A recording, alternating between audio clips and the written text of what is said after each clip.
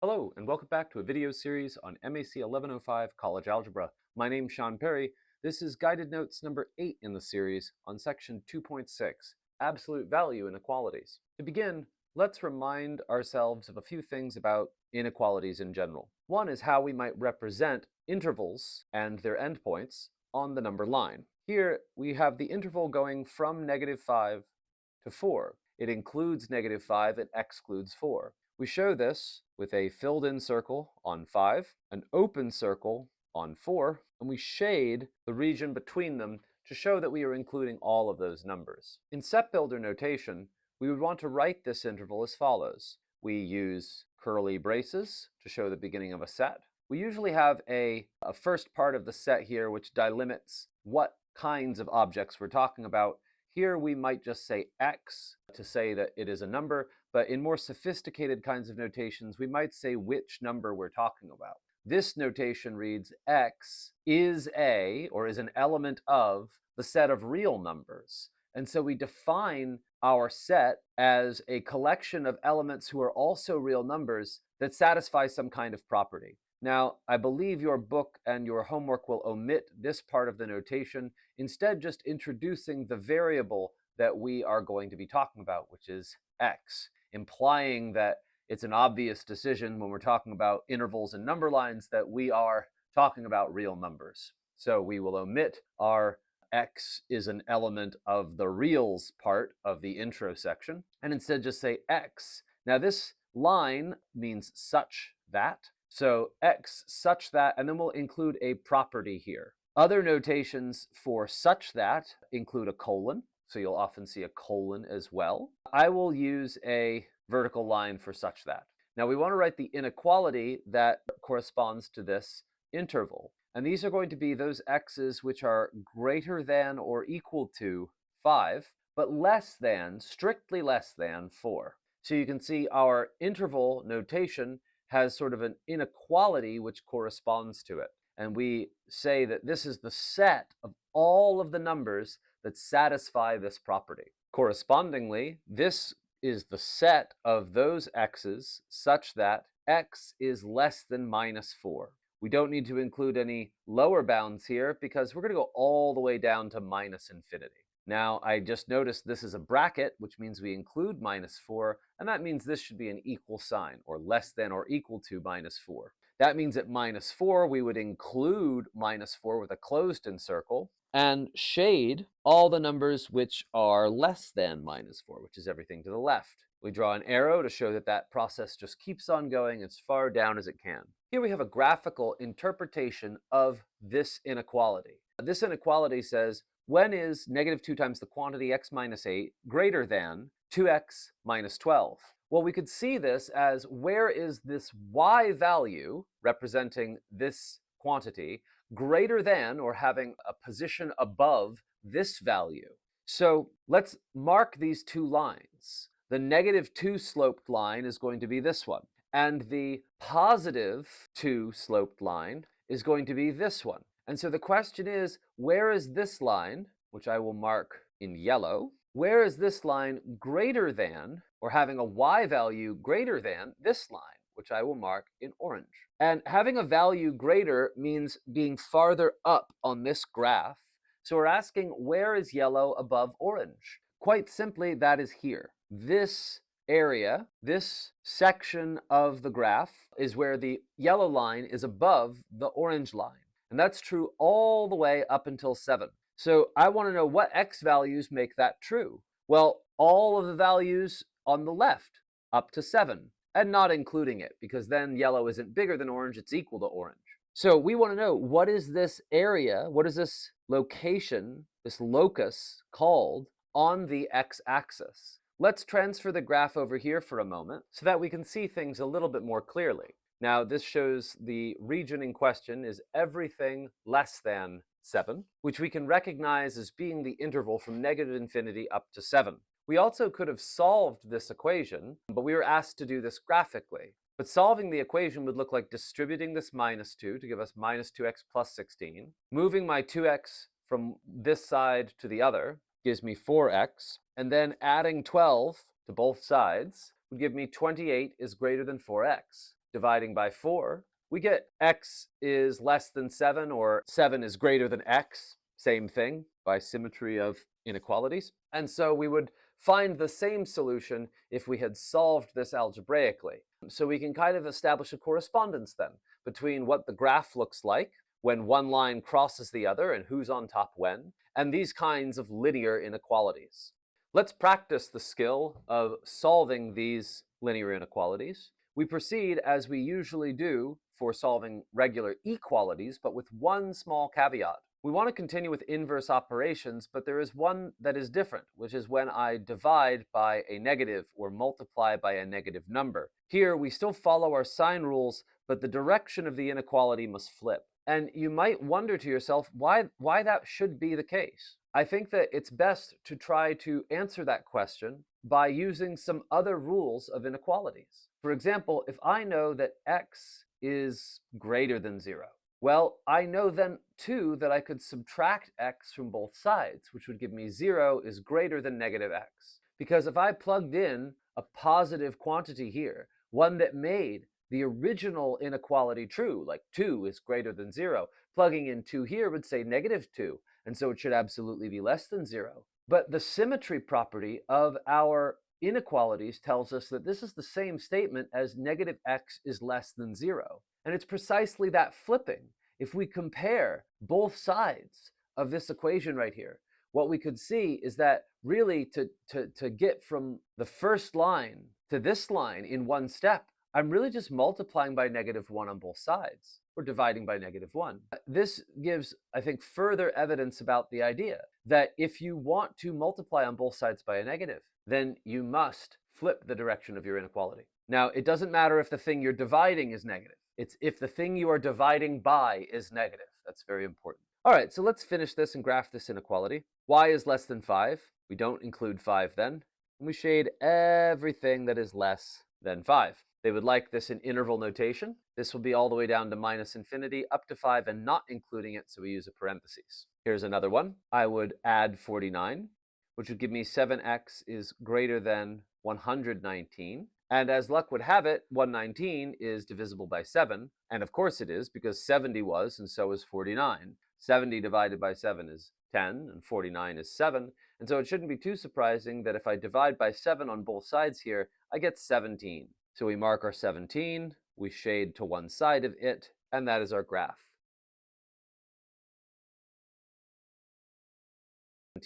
All the way up to infinity. We keep on going. Any number greater than 17 will suffice. Here's another, now with a negative sign next to the value we're solving for. The coefficient is negative, so we anticipate we might have to flip things here. But first, if I add 30, the inequality is preserved. And so we wind up with -5a is less than or equal to 0. Okay, well, it's no harm if it's less than or equal to 0. I'm still going to divide by -5. That does give me a 0 on this side, but it flips the inequality, and we have a is greater than or equal to 0, which, shading this circle, is this region here. This corresponds to the graph from 0 up to infinity, and we use a bracket to include that 0. Here's one that has a few more steps to it. I would begin by distributing this 3 and getting rid of my parentheses. That would give me 3w plus 24 plus 24 is less than -5w plus 24. Rather than combining like terms here, let's just get rid of the 24 that's on both sides. And then we have 3w plus 24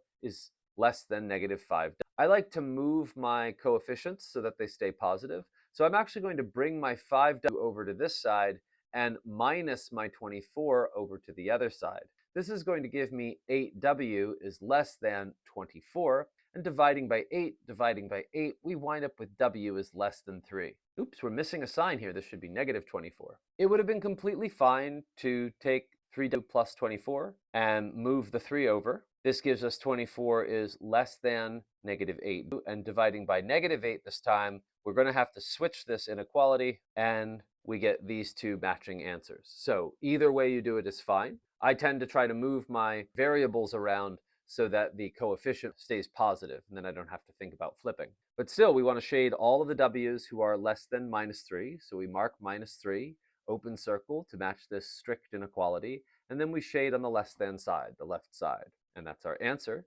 This goes all the numbers from -infinity up to -3, and not including it because there's no equal sign here. So we exclude the endpoint. Okay, here's another one. So let's distribute the minus 2. That gives us 20 plus 4z is less than 2 plus 6z. Let's move the minus 4z over. And if we move the z's over from left to right, we're going to move the numbers from right to left. And this gives me 18 is less than 2z. And dividing by 2, this gives me 9 is less than z. So we mark our 9, and we shade all the z's that are greater than 9. So that's on this side, and this gives me the interval from 9 up to infinity, and that would be that. Here we have some equations that have some fractions to them. Remember, just like equalities, we can always multiply on both sides by the least common multiple in order to clear fractions. The least common multiple of the denominators, that is. So in this case, I have 4, 4, 7, and 1. The least common multiple is 28. Multiplying on both sides, we must distribute. 4 goes into 28 7 times, so we get 7a here, plus 7 times this one is greater than or equal to 7 goes into 28 4 times, minus 2 times 28, which is 56. We subtract over our 4's, and we get 3a. We subtract over this 7, and we get negative 63. And dividing by 3, we wind up with a is greater than or equal to minus 9. We're dividing by positive 3, so there's no reason to switch the inequality. Same idea here. Our least common multiple is actually going to be 40 itself, because 40 goes into 40, so does 5, so does 8. So we multiply on both sides by 40. No reason to multiply by anything bigger. 8 goes into 40 5 times, so we get 5 times the quantity a plus 4 is less than 5 goes into 40 8 times, so we have 8 times a plus 2, and 40 goes into 40 once, so this is just plus 13. We distribute, giving me 5a plus 20 is less than 8a plus 16 plus 13. Combining these like terms, we get 5a plus 20 is less than or equal to 8a plus 29. Now we want to subtract over our 5 to give us 3a on this side, and we subtract our 29 to give me minus 9 on this side. Dividing off my 3, we wind up with negative 3 is less than or equal to a, and that's that. If we wanted this in interval notation, that would be all of the numbers greater than minus 3 and up to infinity. If we wanted this last one, that would be all of the numbers greater than or equal to minus 9. So bracket minus 9 up to infinity. Here we have a compound inequality, which is short for the two inequalities, negative 11 is less than 4x plus 1, and at the same time, it must satisfy that 4x plus 1 is less than or equal to 13.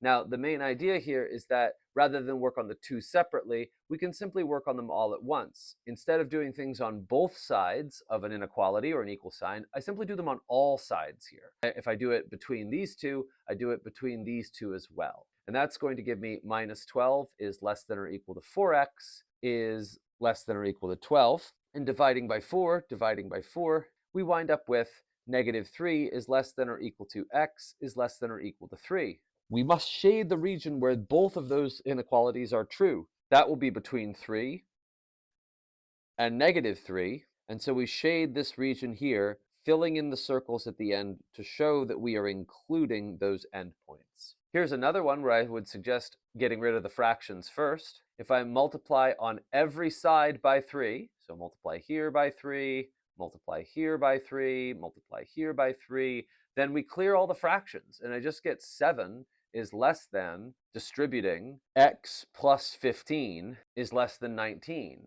And minusing 15 from all sides, we wind up with negative 8 is less than x is less than 4. To shade this, we use open circles from minus 8 up to 4, and we fill in the space between them, and that's that. If we wanted this in interval notation, that would be using parentheses to show that we are not including these endpoints, and we just list the endpoints as such. Let's do one more. We have a compound inequality with a minus sign. No matter, we just follow our rules. Minus 4 on all sides to get me minus 16 here and a 28 here. If we want to get rid of this minus 4 timesing the x, we need to divide by minus 4 on all sides, which is going to have the effect of changing the signs, canceling the minus 4, and flipping the inequality in each case. This tells me that x is strictly greater than 7, inclusively less than 4, and so we shade the area between them as such. This corresponds to the interval from -7 all the way up to 4 and including it. Be sure, even if our inequality is written in a descending kind of order, that we use the right kind of orientation, that is less on the left and greater on the right, to show our intervals. Here we have a nice word problem. A car rental company offers two plans for renting a car. Plan A is $20 per day and 12 cents per mile. Plan B is $40 per day and 6 cents per mile. So what we could see is if we exceed a certain number of miles, it will be better for us to have paid the extra $20, but be saving 6 cents or half price per mile. Holistic in mind that plan A will be better when we're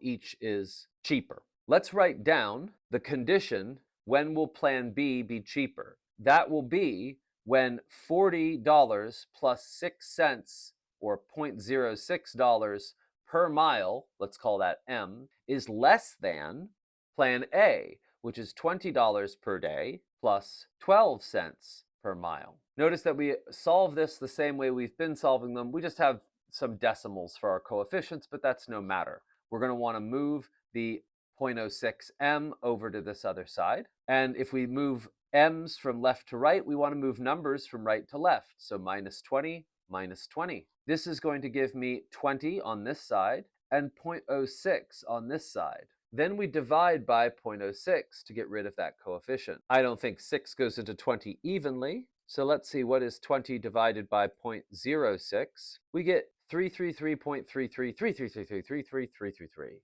or 333.3 repeating. In other words, 333 and 1/3 miles. If we drive more than that, then plan B will be the cheaper of the two. So what is that range? It's from 333 and 1/3 miles up to as many miles as we could possibly want to drive. Now we are going to introduce absolute values into our inequalities. Absolute values have a graph which looks like a V, and you can see by just roughly marking where 6 would go that there is a range of values inside of which my absolute value will be less than this number. We can also see algebraically how this must be the case if I plug in values that are between -6 and +6. I will make them positive if they're negative, but they'll stay small. On the other hand, if I plug in either large numbers, positive, or very, very large negative numbers, so very small,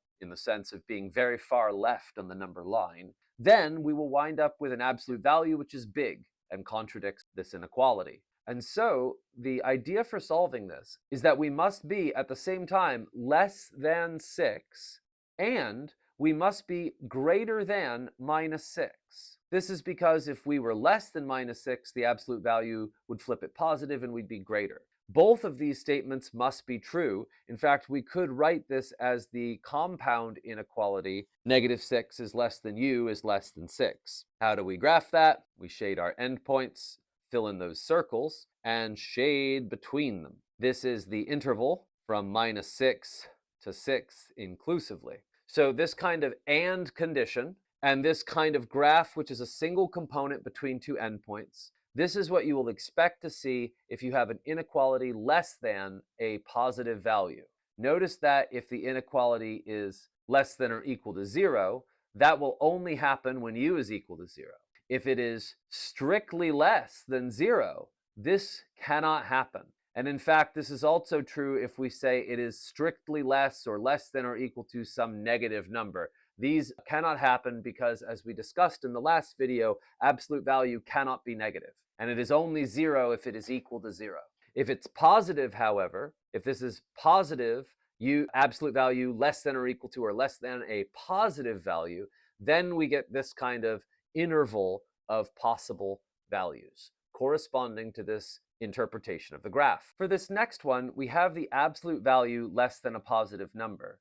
This will only happen if the quantity inside the absolute value is less than or equal to this positive number, and at the same time, it must be greater than the negative number. Now, if I add 15 to both sides, this will give me 0, and this will give me 30. And then if I divide 5 away from the middle term and on all sides, this will give me 0, and this will give me 6. So we have our values. X has to be between 0 and 6, or perhaps equal to them, since there is an equal sign. This is inclusive inequality. And the interval corresponding with those things is the bracketed interval from 0 to 6. Here we have a greater than symbol, but before we jump in on that, we should first isolate the inequality. If I subtract 17 here, I wind up with minus 10. But before we declare that this is undoable, or that it's trivial and happens all the time, we need to get rid of this minus 3 by dividing it. This is going to give me the absolute value 2x plus 1 is greater than,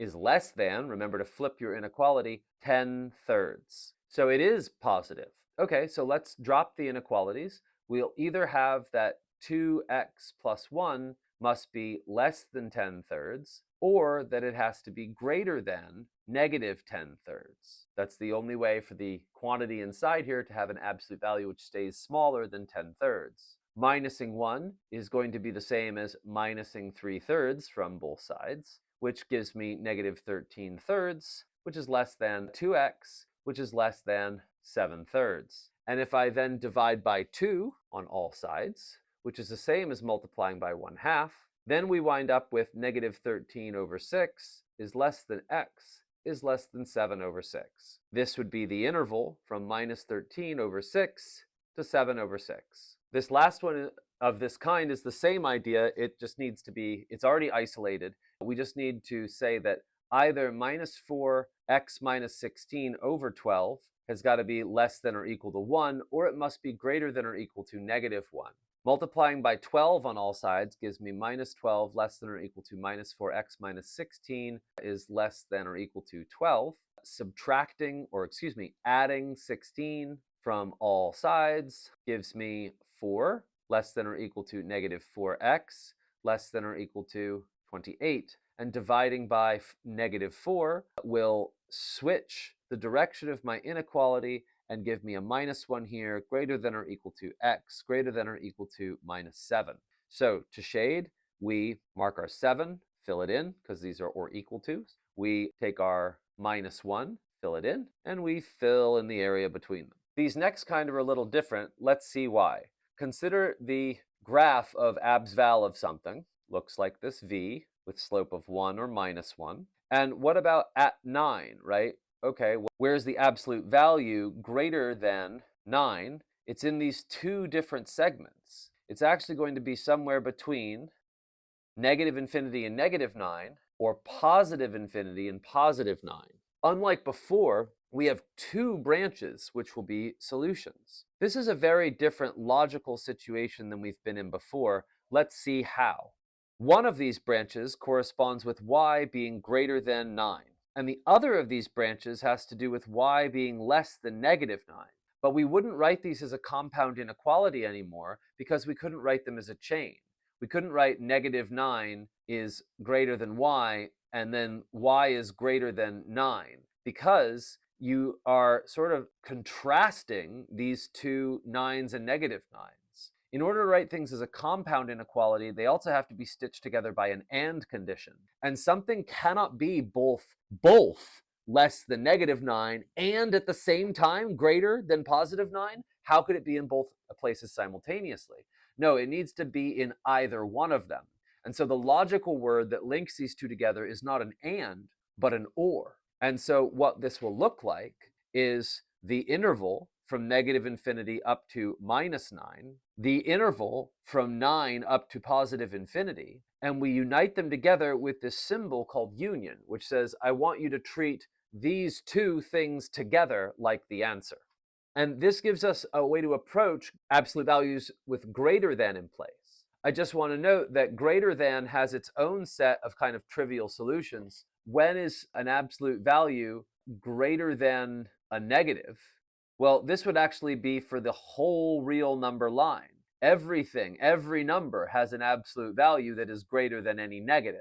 And as such, we would use the interval minus infinity to positive infinity to show those kinds of trivial answers. This is sort of the all real numbers kind of trivial, as opposed to the last kind where it could be impossible, and so no numbers or DNE or null set, no answers would work. This is all answers work. If we see a absolute value greater than some negative, we can just stop and say, oh, that's going to be all real numbers. So let's practice with this small one. We are either going to have the case that x minus 4 is itself greater than positive 1, or it could be that it's very negative. That is to say that x minus 4 is less than negative 1.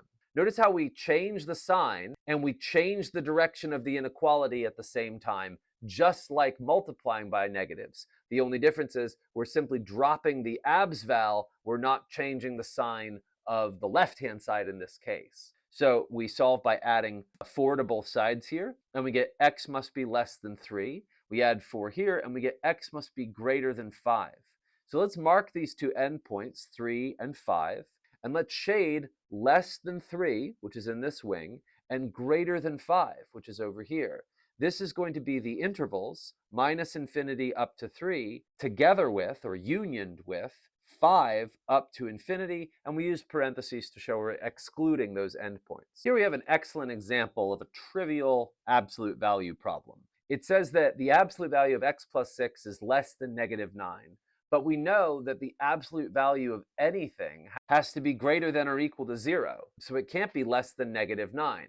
We can stop right here. We don't need to proceed any further. We can just say that there is no answer here. We sometimes say DNE for does not exist. We sometimes say this for the empty set or null. Sometimes the empty set is simply an empty brace. I like that one too. Any of these collection of answers will work. If there was a number line to shade, I simply wouldn't shade it. And so we continue on from here. Anytime you see this absolute value is less than or equal to some negative, you could feel free to stop at that point.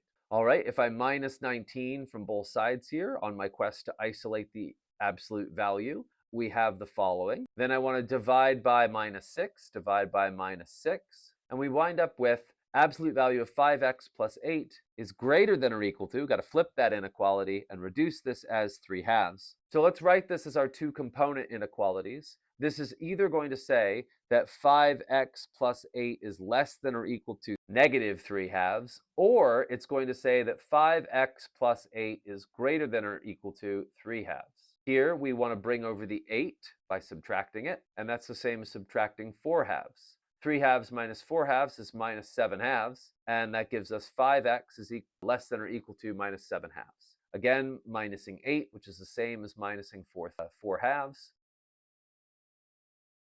is greater than or equal to negative 1 half.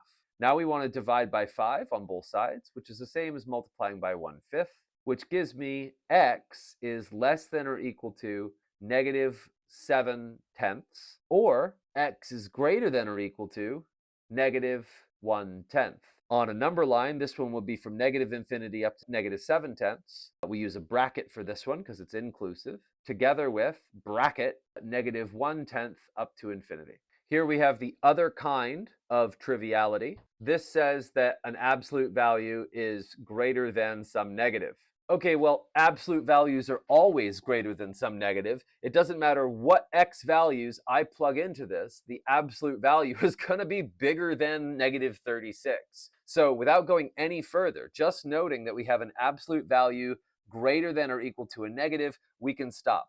This is going to be all the real numbers. We sometimes write it like this. We sometimes write it like that. However you like to write it, I think that's just fine. This would be sort of a fancy symbol for the real number line. This would be the interval corresponding to the real number line. Okay, so let's answer this one. We want to add 13, first of all, to isolate the radical. This gives me 3 abs val 2x plus 9 is greater than or equal to 19. Dividing by 3, we get absolute value of 2x plus 9 is greater than or equal to 19/3, which gives me two component equations. Either 2x plus 9 is greater than or equal to 19/3, or 2x plus 9 is less than or equal to negative 19/3. If I subtract 9, that's the same thing as minusing 27/3. 19 minus 27 is negative 8, so we have negative 8/3, and 2x is greater than or equal to that. Over here, minusing 9, the same thing as minusing 27 thirds, is going to give me, that's minus 36 thirds, which simplifies to minus 12. Dividing by 2 on both sides, we wind up with x is less than or equal to minus 6. So this is going to be the interval from minus infinity up to minus 6, together with the interval from minus 4 thirds up to infinity. So this one says use this graph to tell me when is this going to be less than 3. Okay, let 3, the constant line, is right here, and our absolute value is going to be less than that in this region here. So just looking at this graph, we see this. These are the x values in question, the ones from this point to this point. This is at minus 8. This is at positive 2. We're dealing with inclusive inequalities, so we want to make sure those are shaded. And we want all of the x values in this region. That's where this function is less, has a smaller y value than this constant function y equals 3. So what's that look like? As an interval, it's bracketed from minus 8 up to positive 2, bracket. If we were to graph that on a number line, we'd literally just be carrying this graph down here as such. All right, that's going to do it for this video. Thank you very much for your patience and have a great day. Good luck with your studies. I'll see you in the next one.